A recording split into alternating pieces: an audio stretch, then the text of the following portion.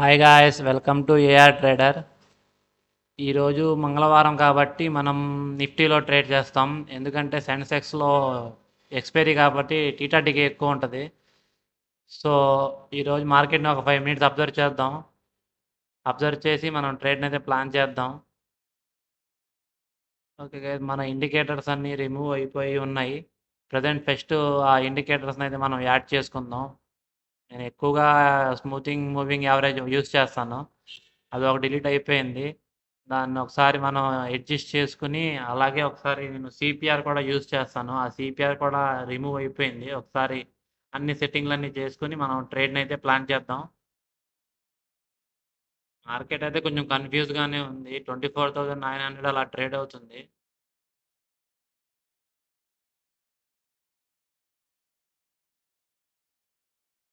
Lower lows form చేస్తుంది, higher lows form చేస్తుంది.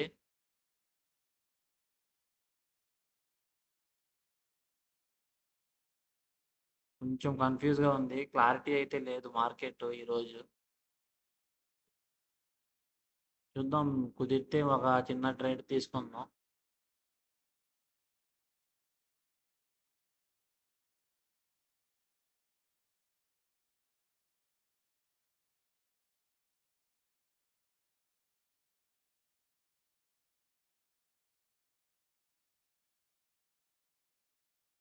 ఒకసారి మన ఆప్షన్ చార్ట్లో కూడా మూవింగ్ యావరేజ్ ఇండికేటర్ని యాడ్ చేసేసుకుందాం.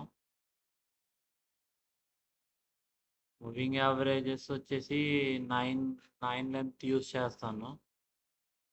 ఒక ఆప్షన్ చార్ట్లో కూడా ఉంటే మనకి కొంచెం ఐడియా కరెక్ట్గా ఉంటుంది. ఇండెక్స్లో ఎలాగో ఉంటుంది అనుకోండి, ఆప్షన్స్లో కూడా మనం చూసి ట్రేడ్ చేస్తే కొంచెం క్లారిటీ ఎక్కువ ఉంటుంది, కాన్ఫిడెన్స్ ఎక్కువ ఉంటుంది అనమాట. నేను యూజ్ చేసేది రెండు ఇండికేటర్లు. ఒకటి సిపిఆర్, రెండోది 9 SMA, సింపుల్ మూవింగ్ యావరేజ్ లేదా స్మూతింగ్ మూవింగ్ యావరేజ్.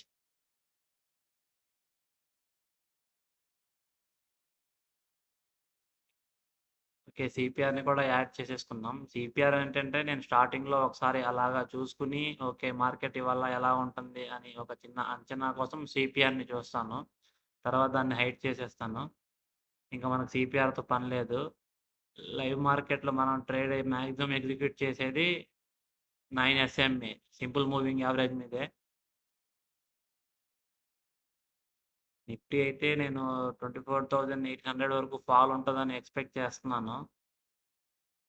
అలాగే చిన్న డౌట్ కూడా వస్తుంది, ఒకవేళ పైకి వెళ్ళిపోతుంది కూడా అనిపిస్తుంది.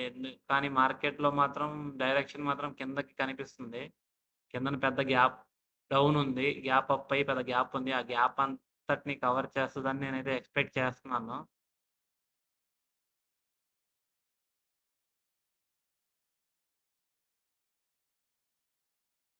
మంచి కన్ఫ్యూజ్గా ఉంది మార్కెట్.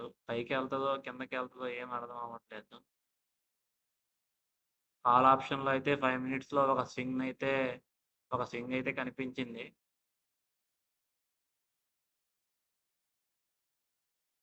మనకి ఫస్ట్ స్టాప్ లాస్ పాయింట్ దొరకాలి మనం ట్రేడ్ చేయాలంటే.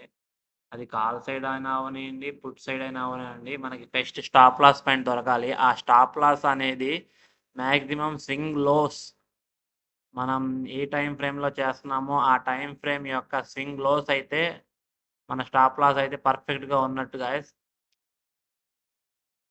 మెయిన్ ఫస్ట్ టార్గెట్ కాదు, మెయిన్ ఫస్ట్ స్టాప్ లాస్ ఎక్కడ పెట్టాలో తెలిసి ఉండాలి. నేను maximum stop loss swings lows కింద పెడతాను.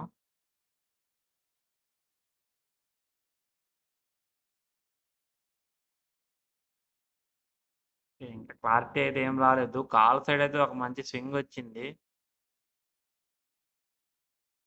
ఇప్పుడు దాకా అయితే మార్కెట్ బేరిష్ మోడ్లో నడుస్తుంది. బేరిష్ మోడ్ కంటిన్యూ అయితే మనం పుట్ సైడ్ ప్లాన్ చేద్దాం. బేరిష్ మోడ్ కనుక రివర్సల్ అయితే మనం ఇవాళ మ్యాక్సిమం నేను పుట్ సైడే ఎంట్రీ ప్లాన్ చేస్తాను. బేరిష్ మోడే ఉంటుందని అనుకుంటున్నాను.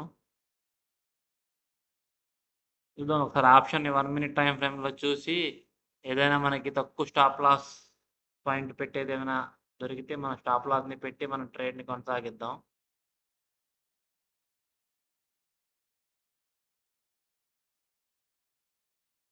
మార్కెట్లో ఏదైనా పెద్ద మూమెంట్ వస్తే ఆ పుట్ ఆప్షన్లో మంచి మూమెంట్ వస్తుంది.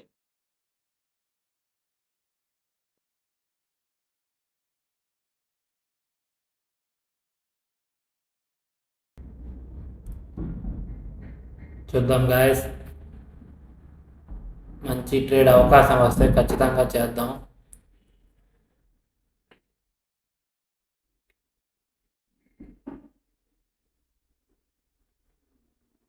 టోటల్ కన్ఫ్యూజ్గా ఉంది వాళ్ళ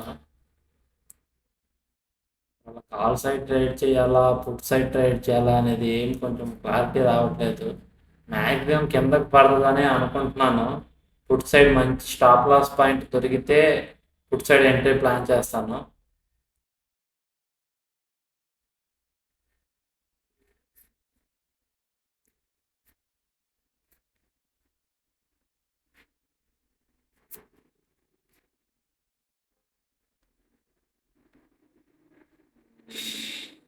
పుట్ సైడ్ మంచి స్టాప్ లాస్ పాయింట్ క్రియేట్ చేయాలి మార్కెట్. 1 మినిట్ టైం ఫ్రేమ్లో ఒకసారి చూద్దాం.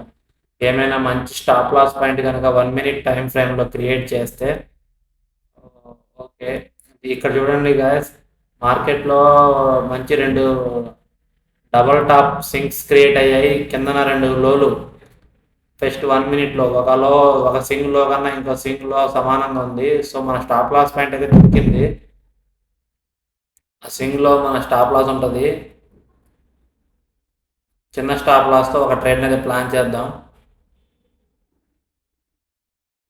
ఓకే, 225 క్వాంటిటీతో ఈ ఏరియాలో పుట్ ఆప్షన్ని ప్లాన్ చేద్దాం అనుకుంటున్నాను. స్టాప్ లాస్ మాత్రం ఖచ్చితంగా కింద స్వింగ్లో పెడతాను. 1 మినిట్ టైం ఫ్రేమ్ ఫ్రెండ్స్ ఇది.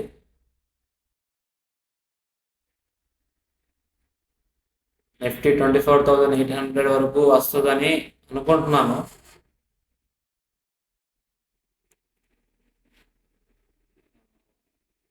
Okay, higher highs put option చూడండి ఫ్రెండ్స్, 1 మినిట్లో హయ్యర్ హైస్ ఫామ్ చేసింది.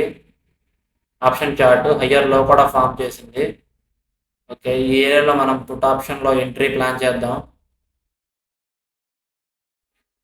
ఓకే, నేను లిమిట్ ఆర్డర్ 225 క్వాంటిటీతో ఒక ఆర్డర్ని ఎగ్జిక్యూట్ చేశాను. ఆ ఆర్డర్ డౌట్గా ఉంది. ఓకే గాయస్, ఎగ్జిక్యూట్ చేశాను. స్టాప్ లాస్ లో పెట్టుకున్నాను. ఈ ట్రేడ్లో స్టాప్ లాస్ 1500 ర్యాండమ్గా ఒక టార్గెట్ పెట్టుకున్నాను. మన గురించి మీకు తెలిసిందే కదా, ఎంట్రీ రాగానే మనం 1000 క్రాస్ అయితే స్టాప్ లాస్ని ట్రైల్ చేస్తాం. ఓకే, ఎంట్రీ అయితే అయిపోయింది. 200, 300 అలా ప్రాఫిట్ అండ్ లాస్ నడుస్తుంది. స్టాప్ లాస్ని ట్రైల్ చేయడానికి రెడీగా ఉన్నాను. ఇండెక్స్లో కనిపిస్తున్నట్టు ఫస్ట్ ప్రీవియస్ స్వింగ్ హై కనుక బ్రేక్ అయితే మనం ఇంకా మన ఈ ఇందులో స్టాప్ లాస్ అయిపోతుంది. ఓకే, అది ప్రీవియస్ హై బ్రేక్ అయినట్టు కనిపిస్తుంది. మ్యాక్సిమం ప్రీవియస్ హై బ్రేక్ అయితే కనుక మన టార్గెట్ స్టాప్ లాస్ అయిపోతుంది. 1500 రూపీస్ లాస్ వస్తుంది. సో ప్రీవియస్ హై బ్రేక్ అయిపోయింది కాబట్టి నేను ఇంకా 1500 మార్కెట్కి ఇవ్వదలుచుకోలేదు. 500తోనే ఎగ్జిట్ చేశాను. ఓకే గైస్, ఈ ట్రేడ్లో మ్యాక్సిమం 500 రూపీస్ లాస్. ఇంకా కొంచెంసేపు ఉంటే 1500 కూడా లాస్, మన స్టాప్ లాస్ ట్రిగర్ అయ్యేది. సింగిల్ క్రాస్ అయింది కాబట్టి మార్కెట్లో మంచి సిఈ సైడ్ మూమెంట్ ఉంటుందని మళ్ళీ సిఈ సైడ్ ఏమైనా ఆర్డర్ ప్లాన్ చేద్దామని చెప్పి సిఈ సైడ్ వచ్చాను. చెప్తాం, యాక్చువల్గా ఒక ట్రేడ్ అయిపోయినాక మన రూల్స్ వ్యతిరేకంగా ఇంకో ట్రేడ్ చేయకూడదు. ఒక ట్రేడ్లో లాస్ అయ్యామంటే మన ఎమోషన్స్ని మనం కంట్రోల్ చేసుకోలేము. వెంటనే ఇంకో ట్రేడ్ చేసి ఎలాగైనా మన పోయిన డబ్బుల్ని రికవరీ చేద్దామని చూస్తాం.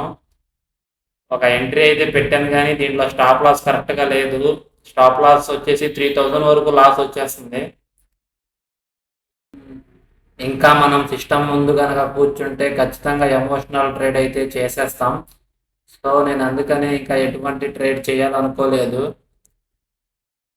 ఆర్డర్ని అయితే క్యాన్సిల్ చేసి మన రూల్స్ ప్రకారం జాగ్రత్తగా ఒక ట్రేడ్ అయిపోయింది కాబట్టి మార్కెట్కి 500 రూపీస్ జాగ్రత్తగా 578 రూపీస్ జాగ్రత్తగా మార్కెట్కి ఇచ్చేసాం. సో ఇంకా మనం ఈ ట్రేడ్లో నుంచి ఈ సిస్టమ్ని క్లోజ్ చేసి వెళ్ళిపోతాను.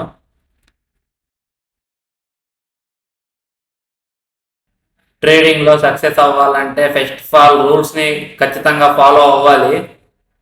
నేనైతే ఖచ్చితంగా ఈ మధ్య రూల్స్ ఫాలో అవుతున్నాను ఒక 2 months నుంచి. ఇంతకుముందు నేను రూల్స్ ఫాలో అవ్వకుండా చాలా లాస్ అయ్యాను.